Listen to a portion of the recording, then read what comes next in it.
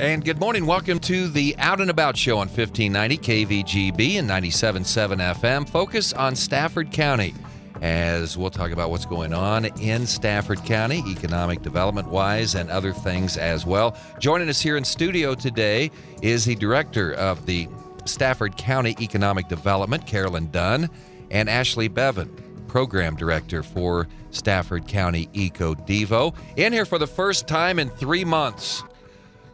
We had the holidays going on and that thing, but right. So Merry Christmas and Happy New Year to you. Thank you. Happy New Year. So that means we've got plenty of things to talk about today. We do. Okay. We do. Yeah. We will not run out of things to talk about, which you're always concerned about, which we never even have to worry about. So let's go ahead and start today. We've talked about the Port Authority, right, in Stafford County. Right. So now what we want to talk about today is the Port Feasibility Study. Right. And what's going on with this, its impact, and things like this, Carolyn. Well, I thought I'd just take some time to kind of explain what this is. I've actually had occasion to run into some people around the county in the last month or whatever, and they say, we really just don't even understand what's going on. And so I thought maybe it would be a good time to expand upon that and explain what it is that we're doing. We have contracted with the Ag Economics Department at Kansas State University to conduct a study. So this would be very similar to some of those early stages of what we did in the grocery store project, where we contracted with someone that routinely does this type of analysis. They kind of assess what the whole, scope of business possibility is. You're not going to capture all of the market that's there. So just like you're not going to capture all the market with groceries, you're not going to capture all the grain that's grown in the area. But they do an analysis about how much might be likely to be captured within the business model that's being proposed and kind of whether that is enough to justify the investment in the infrastructure that would take to start that business. So in our port, we're looking a lot at the grain piece of it. That's what is in our economy. That's what we do here and would be the logical anchor for this kind of facility. And we also know that 3 companies have taken a good solid look at this location in the past. We know it's got potential, but it just is kind of in that borderline category of whether it is a strong enough business proposition to justify the full investment of railroad track and grain loading facilities and storage facilities and so forth.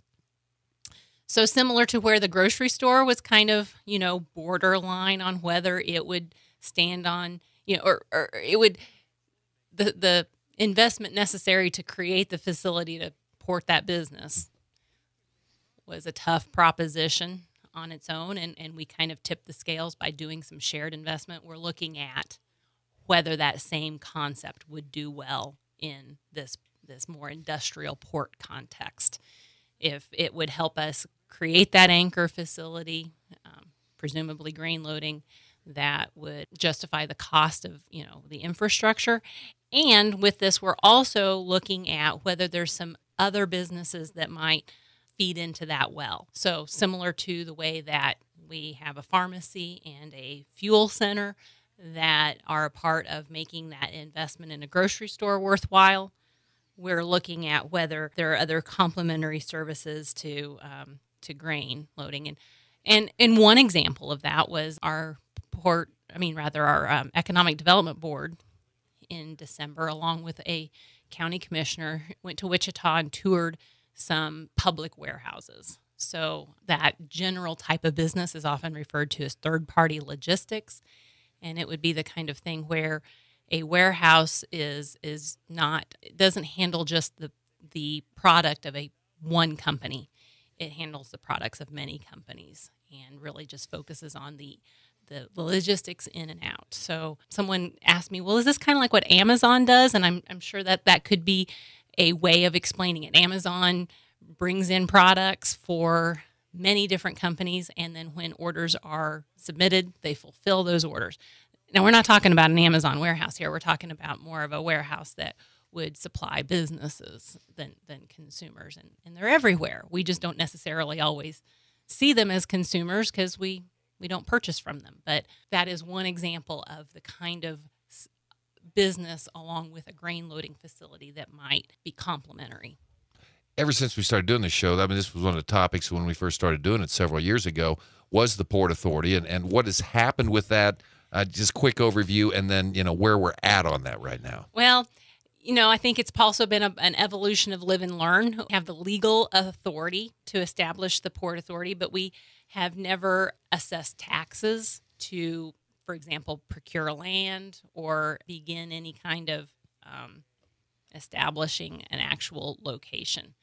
I think we were hopeful that we would find a business that was interested in committing along with our commitment to investing with them, maybe a little bit like our grocery store project was. Mm-hmm.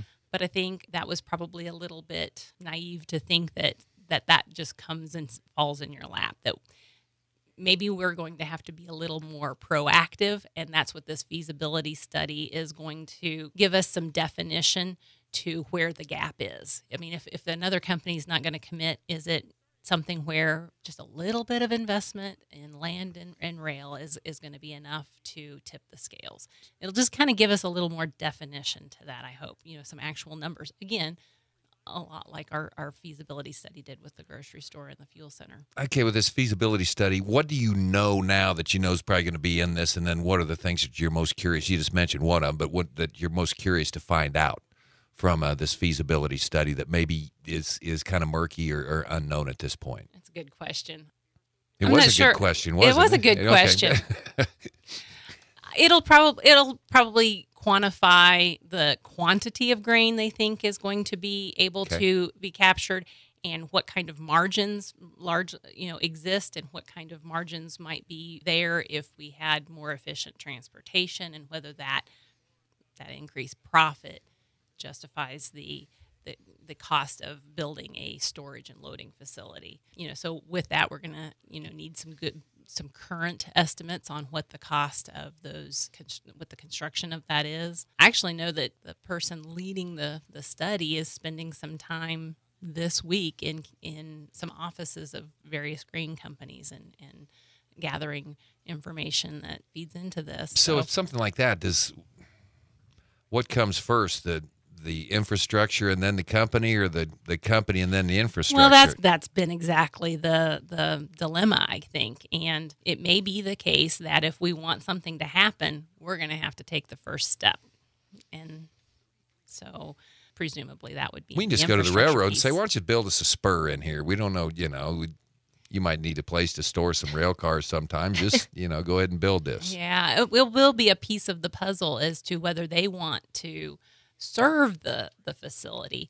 But it's my understanding that the railroad companies are a lot more likely to be interested in serving a facility when they are capturing a lot of cars at once. So, that's why they give such favorable rates to the unit car loading facilities that fill 100 grain cars at once. They, in some cases, the train actually never stops. They just come in and fill it continuously and leave. Well, it's very efficient for the railroads to operate something like that, and that's why they give such favorable rates to that. I don't know, just that kind of system. And so one of the things they're probably not going to build it, but we think that they'll be more likely to serve it if it is efficient for them to capture the business. Okay, I'll make an assumption here, because when the transload facility was Great Bend was able to get that, it seems like the city of Great Bend is able to have a relationship with a small railroad a lot better than maybe you could with Burlington Northern Santa Fe. I know what you're saying, and I'm glad that Watco's here and a good business partner for Great Bend. We just may be playing in it may just be a different game that both can do well in. They're just different, hopefully. I would like to think that both can thrive. Okay, thanks for that update. Anything else?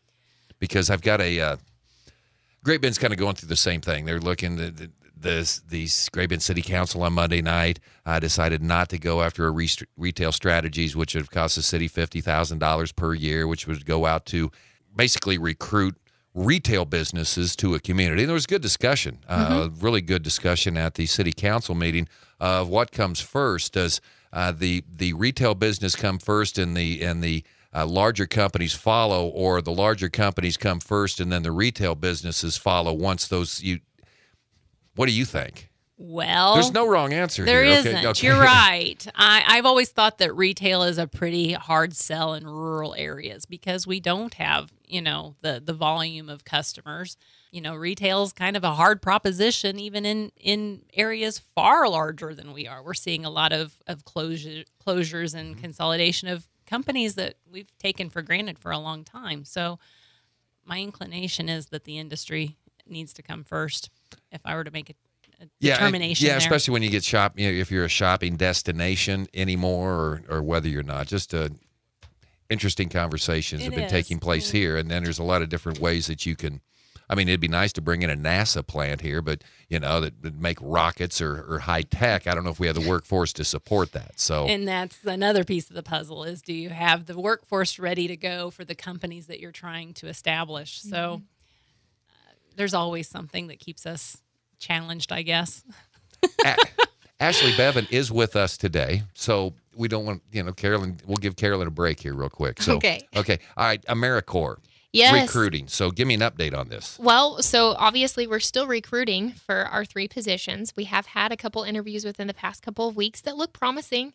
It's just finalizing some things and waiting on the individuals to accept or decline the position. So we started furnishing the apartment in our building on the square in St. John for these individuals to live. They so choose at a low cost. We think that makes it a little more enticing to recruit individuals to our area. Carolyn's had some youth groups come in and help assemble desks and chairs for the main level where our AmeriCorps service members will be located and working out of, as well as some chairs for our shared workspace that we're also developing that one of the AmeriCorps VISTA members will be specifically working on. Carolyn mentioned that we took some board members and a county commissioner to Wichita. Part of that tour was some shared workspaces in Wichita as well. So that was kind of interesting to see the level of how they vary. You have your hip vibe, young tech facility, and then you have your one where you compare it to renting a motel room, except it's just your office. So that one's called Regis, and it's huge. I mean, you can rent space and utilize some in airports and office buildings like the one in Wichita. So that's fun. We are still recruiting for sure. The one position for Gray's Photo Studio, the more arts focused position that will be working on some fundraising and just overall community awareness of what Gray's Photo Studio is and the programming vision that they have for that space. The other ones, though, like I said, I think we have some good candidates that are in our pipeline right now that will fill those. Our community development position will be working on some overall strategic planning with our cities and our county government, some housing, looking at maybe updating the housing inventory that we have. I think Carolyn that was maybe 10 years ago that the last one was done. But it goes through and rates the condition of our housing with the appraiser's scale that they use in their office. And so we hope to get that updated because we have had some new construction since that was done. And then our third individual will be working primarily on the development of our shared workspace, the building that we'll be working out of, and looking at some digital literacy training, hopefully providing some jobs remotely for people. So that's some exciting programming that I'm working on. In addition to that, we have our Ice House Entrepreneurship Program coming up. That starts in March. That is one of our Network Kansas board certified programs. So it's an 8-week entrepreneurship certificate program based around the book, Who Owns the Ice House? It's the story of an ordinary man's ability to rise above his circumstances and reach for a better life. So we decided to partner with Pawnee County for this program. We weren't sure that we had enough just from our own communities to make this worth our time. And then by partnering, it splits the costs. And so our first 4 weeks, starting March 20th on Wednesday evenings, will be in Larned. And our last 4 weeks will be in St. John at the Annex. We currently have 7 people signed up. We need 1 more to meet our minimum to make it a go. We originally had it scheduled for January and February, but didn't meet our enrollment requirements. And I think a lot of that was because of the holidays. But enrollment and registration is still open. You can find that on our website and our Facebook page. If you're interested in taking that course, it's $100. If you attend 7 out of 8 of the classes, you get 50% of that back. Then students, any high school students that wish to take it, costs only $50 for them. And likewise, they get $25 of that back if they complete 7 of the 8 courses. So I hope I hope we get some people in there, whether you already own your own business, have an idea to start a business, want to buy somebody's business out. I mean, this class really is for anyone. I personally haven't taken it, but... What are some things you cover in that? So recognizing opportunities, ideas into action, pursuit of knowledge and building your brand, creating community, the power of persistence. And then at the very end, I think each individual person gives a final presentation about what they've learned throughout the course. So, I mean, a lot of interaction, and they send you with homework each week. And I think they put you out in the community talking to other business owners and maybe some of your bankers, really get you thinking about your concept and how to push past that. I'm not sure I want to do this. And I attended a conference a year ago where the author of that book, who owns the House, presented. And he would really talk about there being an entrepreneurial mindset that isn't just applicable to business. If you have a nonprofit or you run even, a department in a piece of government or something like that, you're still, the opportunity exists to think in an entrepreneurial way to carry that out well. And so, there might be even some ways to think about if that applies to your situation. It's not all about starting a business, although that's certainly a big focus. You need one more, huh? I need one more to officially meet our minimum enrollment. Okay. So we're close. Okay, so call you. Call me. Go to the like website. I said, our website, StaffordEcoDevo.com. And then our Facebook page, I actually have an event created in there. So it's fairly easy to find if you're on our Facebook page. Okay. Tell me about Save a Label. Yeah, so this is kind of exciting. So part of the grocery store, White's Food Liner is part of AWG. And so part of AWG's lineup is Best Choice products. And so they have this cool Save a Label program that economic development is enrolled in. So if you save your UPC label off of any Best Choice products, keep them and turn them in, for each 1,000 that we send back to AWG, we get $30. So we can use that towards any programs or projects that we wish to in our organization because we are a nonprofit that's eligible. So it's kind of exciting. We have some buckets out at the grocery store and at the city office and at our office. So we're collecting anybody's Best Choice labels. Best Choice labels, but so they can take them off right there after they buy their stuff then, if they want to. Well, but what if you forget what's in it, green beans or peas? Exactly. And that's why I suggest you wait till after you've used your product. Or carrots or God help us all hominy, in one of those cans, So, okay, so those are just, and that's something to just building awareness of. And absolutely. Throughout the community. Okay. Yep. Carolyn Dunn, Ashley Bevan with us from Stafford County Economic Development here this morning. This was interesting when you told me about this. Now I looked at this sheet of paper about service projects in the schools. Yeah, the way that this was brought up recently anyway was that there is a senior class, or maybe the entire senior class at St. John High is considering service-related projects. But they also were interested in what is strategically significant. They asked about whether there was a strategic plan that the city had, and what I was able to give them was some of the preliminary work for a strategic plan that we did a couple of years ago. And there was a number of interviews done of citizens around the town, and it related to questions like, when you think of the future of your community, what concerns you the most? What aspirations do you have for our community? What makes progress difficult? What's working in our favor? So this is probably really interesting for you when you saw that all this. Oh, well, yeah. I really appreciate that they're thinking about what isn't just an activity to do, but is something of strategic significance. And so the themes that came through in those interviews, looking back, again, a couple of years ago even. So these are high school kids, but have put this together, but these are the opinions of different people in the community, right? The interviews that were done a couple of years ago were not of high school students. Okay. They were of adults in the community. But the high school students are now interested in what can we do about this stuff. Mm-hmm. But the kinds of answers that adults were giving were the things that concern them the most is lack of businesses and jobs, lack of support for businesses, what aspirations do you have? Keep and grow businesses. There's a number that like the idea of the business incubator, new and better housing. What makes project progress difficult? The culture of St. John is to go out of town for shopping and activities. It's easy to go out of town. We are in a mobile society, little support for businesses and jobs. So of all, in each of the questions, there were a number of answers that varied, but I think that overall, the leading answer in most questions related to how we need to support economic development in our local area.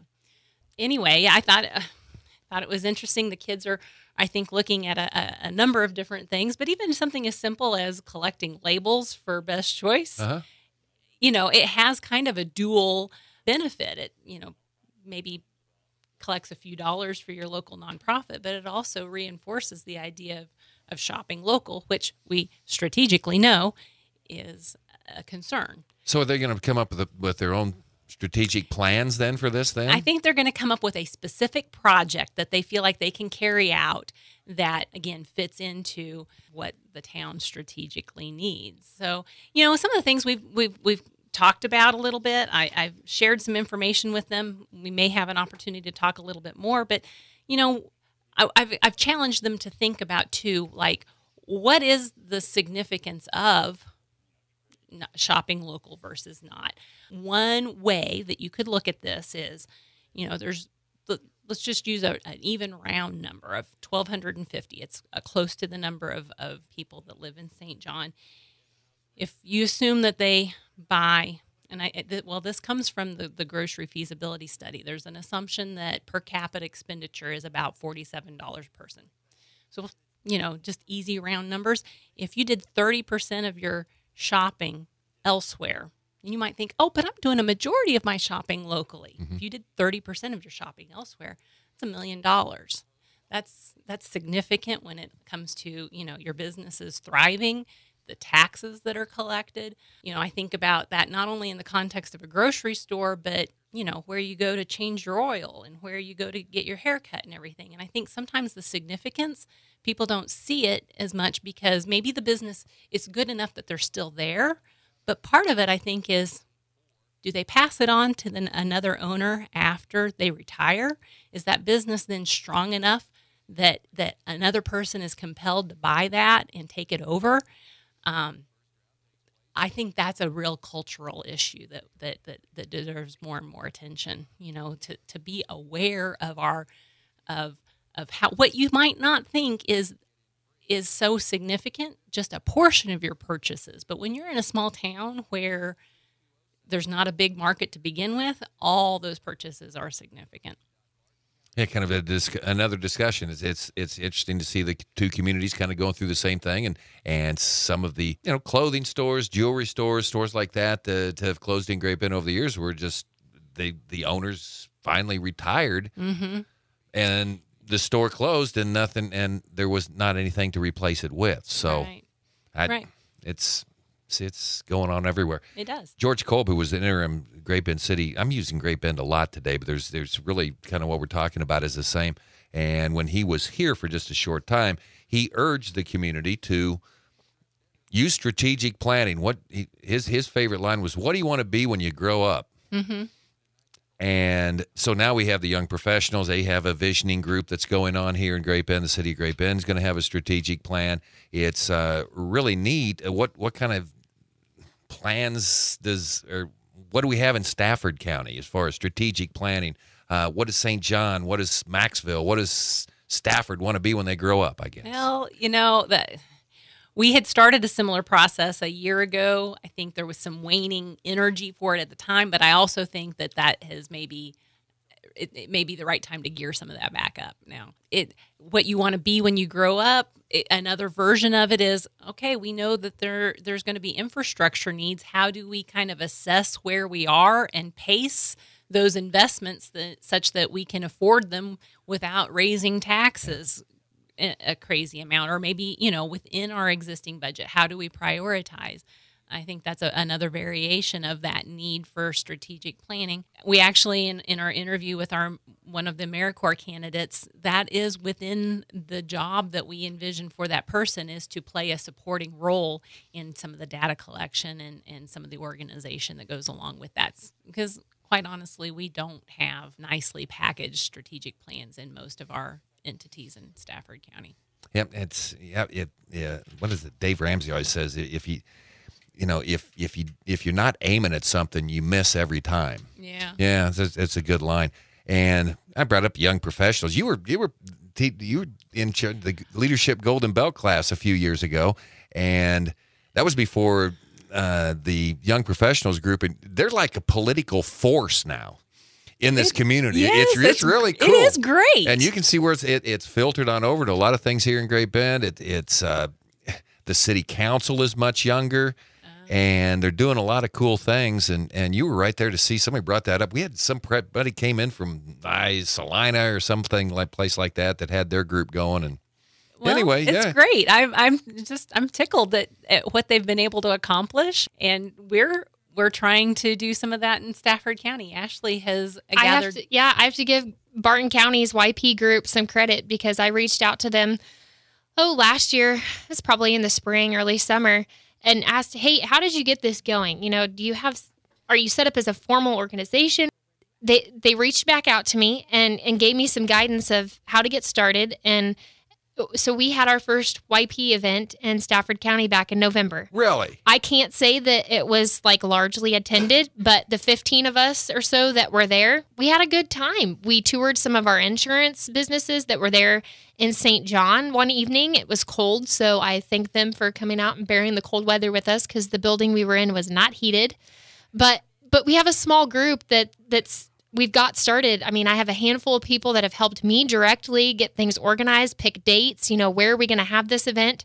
So I thank them a lot. And then, of course, the few that came as just participants for the first time, it was exciting to see them there. We have our next one planned in Stafford for late March. So we're going to try and have something quarterly to start out here. Again, very informal, but we're going to try and tour some of our businesses in each town that we go to and find businesses to sponsor the event. So I'm excited about it. I hope others are too. I think it'll just grow down there. I mean, because I mentioned that, and you started beaming over there. I think you're a little bit excited about this, and then you get more people in the group, and then people see that you do some really cool things in the community. And all right, look out, Ashley Bevan. You're young. What about the old professionals though? They're leaving us out, but that's all right. I know. You're still a young person. Now. Yeah. Guys, good to see you. And we'll see you next month here on Focus on Stafford County. Thanks, Steve. That's our show today. Carolyn Dunn, Ashley Bevan with us on the program. News coming up next. Have a great day.